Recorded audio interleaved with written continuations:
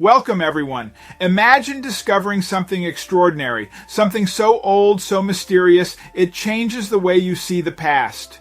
Today's story begins in an attic, with a dusty box and a young boy who stumbled upon a secret that no one could have imagined.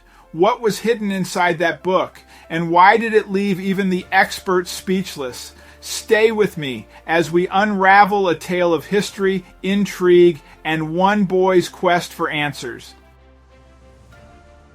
Many people visit the pawn shop in search of old items for sale, so it was no surprise when store owner Victor saw Tommy with a book in his hand. What was unexpected was the size of the book. Victor immediately informed the young man that he should not possess the item, but his reaction was unexpected. Tommy was captivated by the book and knew that it was something special. He decided to visit the pawn shop to investigate further, but had no idea that the item would be so large when the expert explained the contents. When the expert explained the contents of the book to Tommy, his eyes widened in astonishment. He was speechless. What did Tommy find out about the book, why it was so special, and how it ended up in the attic of Grandma Alice? But before we start, smash the like button, subscribe, and don't forget to hit the notification bell so you never miss any of our upcoming stories. Tommy was enjoying the warmth of the summer sun while indulging in an ice cream treat with his grandmother. It was midsummer vacation, and he had been asked to assist his grandmother in cleaning out her attic.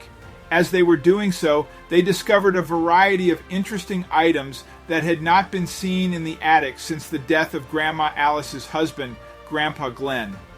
Grandma Alice was unable to ascend the stairs and did not need any of the attic's contents, as she was planning to retire after the summer. Tommy was asked to help her with the attic clean-out. The summer holidays had come to an end, and Grandma Alice had moved into a retirement home. Tommy had enjoyed his time with her and had learned a great deal about her past. Grandma Alice had told him a lot of stories about the attic stuff they had found.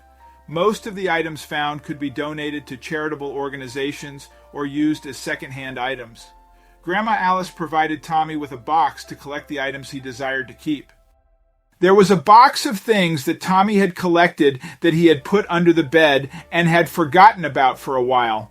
One day, while cleaning out Grandma Alice's room, he found it again. He decided to look again at all the stuff he collected. There were some old photo albums with lots of pictures of his grandparents as kids, a few DVDs, and some of Tommy's old toys from his childhood, but there was one thing that caught his eye as he was cleaning out the attic: a book.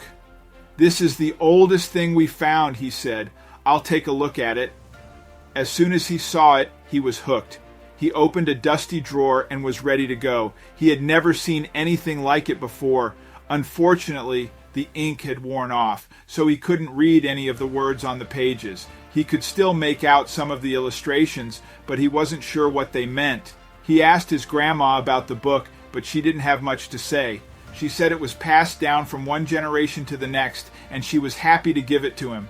He wanted to find out more about it, but didn't know where to begin. He couldn't read what was written in it or on it, so he probably wouldn't get very far, but he was a stubborn guy, so he didn't give up. He decided to start with the illustrations since they were the most intact part of the book. He spent hours on the computer trying to find out about the images in the book.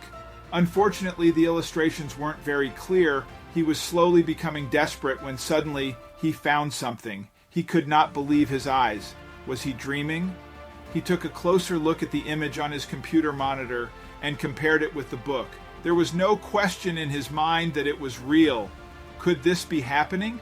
Still, he could not be sure. He needed to confirm that the book was what he believed it to be, and he knew exactly where to go. He carefully put the book into a bag and jumped on his bicycle to run across town. After a few minutes, he arrived at the pawn shop and was greeted by the proprietor, Victor. When Tommy informed him of the item he had brought, the proprietor scowled and said, "I have no time for this." Tommy was starting to doubt himself. It wasn't crazy that the guy didn't trust him, but he didn't think he could trust himself either. So he took the book out of his bag and put it down on the counter. Victor's eyes went wide. He asked where the book had come from, and Tommy said it was from his grandmother. Victor asked him to wait. and he went into his office. Victor came back out and told Tommy to wait, saying he'd call an expert and they'd be there in a few minutes. Tommy wasn't in a hurry. He was actually looking forward to it. Victor was still looking at the book, not understanding how it had ended up in a little boy's hands. He asked Tommy, "Are you sure this was your grandmother's?" The expert showed up at the shop at the end of the day, saying she had come early and asked if she could see the book.